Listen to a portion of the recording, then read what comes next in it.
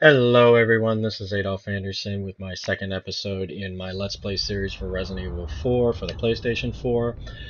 Today we are going to be going from where we left off the last time, where we started to investigate for the President's daughter, and we will be going into the village, which is one of my favorite parts of the entire game. It kind of sucks that it's way at the beginning of the game instead of something to look forward to in the future, but let's just jump right into it. Now, you'll notice that on this load screen, this is the typewriter portion that we left off of. This is the typewriter portion that I just left off of a second ago for my second recording of this video. I'm recording this again because for some reason it did not pick up any mic audio and I was screwed. So, unfortunately, I'll be redoing that portion all over again. But it won't be too bad because, again, like I said, it's my favorite part of the video. Now, here we have our typewriter because we're OG like that.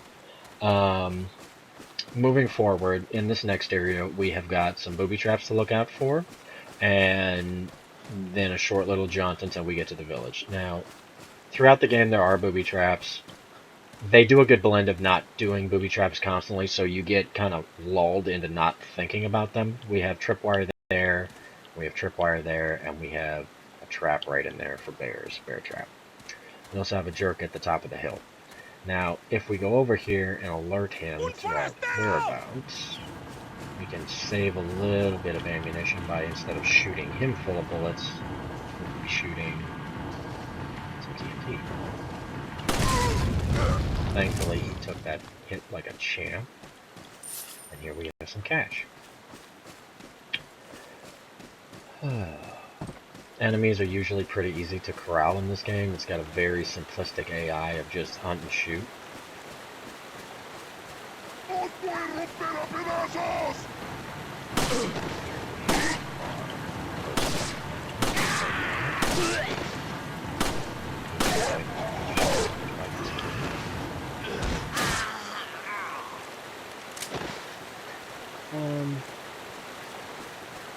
When I first started playing this game when I was this little kid on the PlayStation 2, I wasted so much ammo that I was literally running into each area to get more ammo to handle the area that I was in. Ew. Guess there's no sex discrimination here. Better find her fast. Okay, something you should know about Leon in case nobody ever knew. He's really bad at stupid humor. I'm known for doing stupid puns constantly, but holy crap does he just suck. Over here, we have some enemies. There's no point in killing them because we can't make it to the cliff side to pick up anything that they had in the first place. Later on, in case there is a chance for me to go back and do New Game Plus to get anything that we weren't able to get in this game, I might kill them, I might not. So, run, shoot, trip, fall,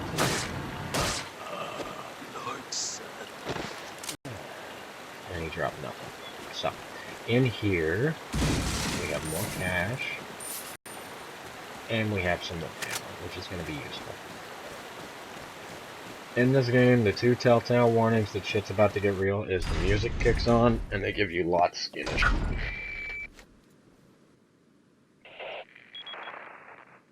Leon, how you holding up? Bad question, Hunnigan. Sorry to hear that. I'm sending you a playing manual. Hope you find it useful. I'll take a look at it, thanks. This is one of the few times in the game where the game actually breaks the fourth wall to tell you something. This is some basic information. I'm going to get into that really quick. I don't plan to read through any of that stuff. In case I forgot to in the first video, or forgot to do it again and again and again in the first video, this is our main screen for everything that we're going to need in the game. We've got a section for keys and treasures. The key items are going to be used for like opening doors, keys, that kind of stuff. Down here we have treasures. This is going to be a list of stuff that we're going to sell or manipulate and then sell. Nothing to worry about right now. Now in here we have our weapons case. We have our herbs that we can use.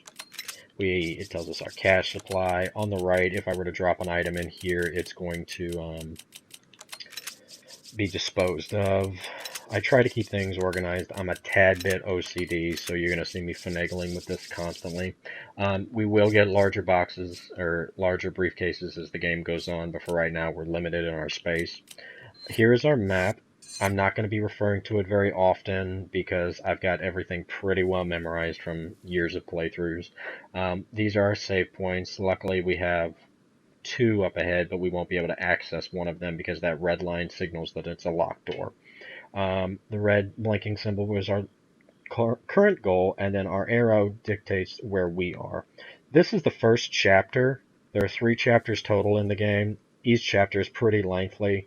This one is my favorite because it just feels like a zombie game. Later on, things get a little bit more sci-fi and just a tad bit ridiculous, but for the most part, chapter 1 is like my favorite thing. Files, we got loads of them. We will get loads of them. I'm really not going to be reading much up on them. If I find them in the field, I'll read it for you guys, but I'm never going to come back to this section ever. Up ahead, we have our village. This is one of my favorite parts in the entire game, so having to replay this over and over again to get it recorded is actually a lot of fun. Here we find our traveling buddy, strung up and being burned to death. How they managed to pull him from the truck down in the ravine, climb up a mountain, and then make it here before us is beyond me, but whatever. So we have a set of villagers in front of us. There's about 5 or 6 just hiding throughout the village, maybe 7. And we have chickens and a cow. So the cow is completely useless, but I'm not going to shoot it because I'm not a jerk like that. And we've got chickens everywhere. Chickens are useful because they drop eggs. I don't believe in this game they drop rotten eggs. I believe they only drop white, maybe brown, and gold eggs. Gold can be sold. Eggs are healing items, but I'd rather sell them because they're a good little chunk of cash throughout the game. In here, we are going to try to utilize the space in the village to run around, grab all the extra goodies that are all around the place, so I'm stocked up. And then from there, we're going to bunker down and take on the enemies. The way this is set up is 2 ways. One, when you kill a group of villagers, it's going to spawn in the next set of villagers. And when you kill, I believe it's 20, 25, 26, then it's going to, say, do a cutscene and we're going to be done in this area. But there's also, I believe, an added stipulation in at least this version of the game where there's a time limit. So I'm going to try to hurry my way through this so that we don't miss out on anything, because there's going to be an optional treasure we can get if we are super good with our time. They haven't noticed me yet. I'm going to try to run and make this a quick jaunt. And the music just kicked in, so that means all hell's going to break loose. I've tried this twice so far before this try. The first try I did so super bad. The second try went really wonderful, but like I said, there was no microphone whatsoever, and that really irritated the bejesus out of me. The enemies in this game move pretty slow for the most part, so I'm not super concerned about getting hit while I run around. Up here is a good advantage point. You can just stand over the edge and snipe them, and you would think that would be a really excellent idea, except they managed to spawn Molotov cocktails and they just kick the crap out of you. Ah, you got me in the head. So, they can throw things. You can shoot things mid-air and stop them from hitting you, which would have been super useful for me to do. Don't you dare. Okay, he didn't get me, so that's good. Up here we have a herb. The yellow herb is extremely useful to our cause. I'm going to try not to get grabbed. And I believe we're doing a good job. The guy on the roof is going to throw projectiles at us, so we're not totally safe. In here, we have a locked door. This is where I plan to bunker down here in a minute, but I'm going to utilize the space we got going on. And she's going to get me. Oh, she missed! That's what I thought.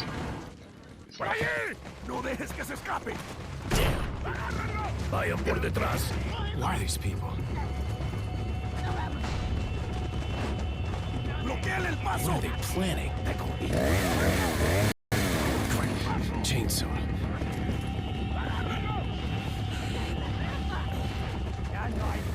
Shit. Son of a... Okay, so the chainsaw guy can totally get through any of the wooden doors, any of the doors really, in like one good hit of anything. So we've got a limited time to be safe in this area. What's funny is the cutscene shows him outside the house, but really spawns him up on a hill way off in the distance. Not way, way off that it's going to be useful, but it's useful enough that we can grab everything in this house safely and not have to worry about getting destroyed. The shotgun is the best way to take him down. and it's wanting me to make space because there's not an easy access for it. Over here we have a red herb. You take that, you combine it with the green, makes it a full heal instead of a partial heal, and yellow will increase our maximum hit points. So the next time I take critical damage and I'm in the red, I'm going to be using this one first so that I get a boost to my health. Over here we have green ammunition for shotgun, red ammunition for handgun, flame grenade, and concussion grenade. We might use a grenade in this next portion, but I don't know yet. So, anyway, we got a shotgun. That's extremely useful. We got another grenade, we got some cash, and we got some more shotgun ammo. We are going to actually. I'm going to try and push this down. And I'm going to run out this area. Now, the best strategy I have found is to run into this room. Now that we've already got it unlocked, it's super useful to run in here and be safe. There's cash on the bed. This metal door is a little bit harder for the villagers to get through. The chainsaw guy gets through it in one hit, but he doesn't break it. He only opens it. And if we manage to peel him back from the area, it's going to slam the door shut again. These zombie villagers have a hell of a time trying to get in and open that door. Now, what we've done is we've backed ourselves into a corner, so there's no getting out of here without a fight. But, because I know there's a time limit, this is like the best place to be, because we're going to survive by nailing these guys. He lagged a little bit. I was hoping he would come a little bit farther so that he would be locked in here with me and I can just manipulate the area.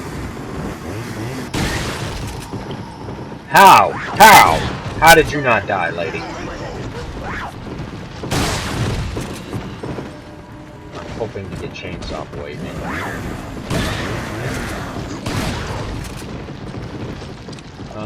What's nice if you get hit is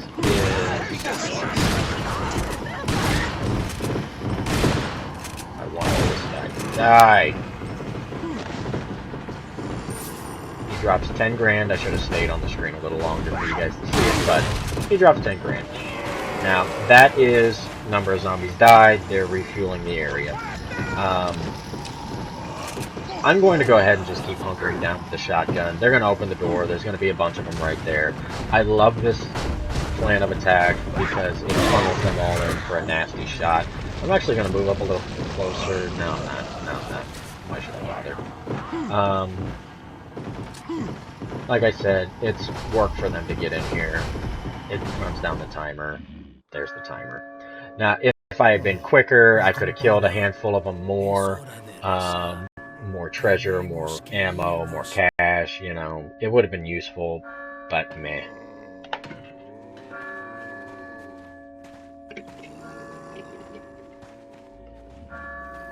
Lord Sutler.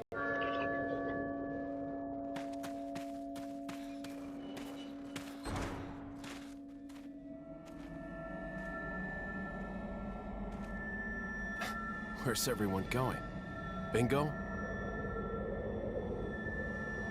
And again, I just hate Leon's humor so much, because I enjoy bad jokes, but he's just so not good at it.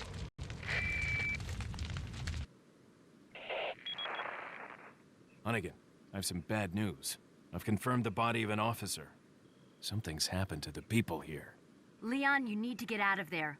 Look for a tower and follow the trail near it. Got it. Okay, so now the village is a safe, peaceful place. There is no more music to indicate that there's any harsh enemies and all of that. Here's a little bit of treasure from the ones that did die in the process of killing everybody. And now I'm going to take my time and just pick up everything that I wasn't able to get before. Now, in the older version of the game, like I said, there was a time limit for how long the enemies would be active, or there was a kill limit for how long the enemies would be active here. I missed that because that would have let us get like 26 kills or so before they would have all run out of here, which would have given us way more cash and it would have been worth having them do that. But at least we got the 10G, so we should be good to go. I am looking around for hopefully a chicken dropping an egg. In a previous recording on attempt on this, the last attempt, they dropped a golden egg and I was super excited, but unfortunately they ran off and I didn't realize there was a timer to it, and I would rather restart and get that 10 grand than I would get the egg, which is only worth like 1 or 2 grand. I'm pretty sure we've gotten most of the items that I tracked through in the first place. There's just a handful of stuff left to grab. That is my favorite part of the game, is just that onslaught. It's a lot of fun, and it's really intense. And truth be told, the reason I like it so much is it was very traumatic as a child for me, because my first zombie shooter, my first horror game, all of that stuff, the graphics were really good for PS2. I ran into this house, I grabbed the shotgun, I used the shotgun on the minions, just the little dudes running around, and I can't remember if I went up here and got this or not. I wasted all the shotgun ammo, and I was down to a handgun.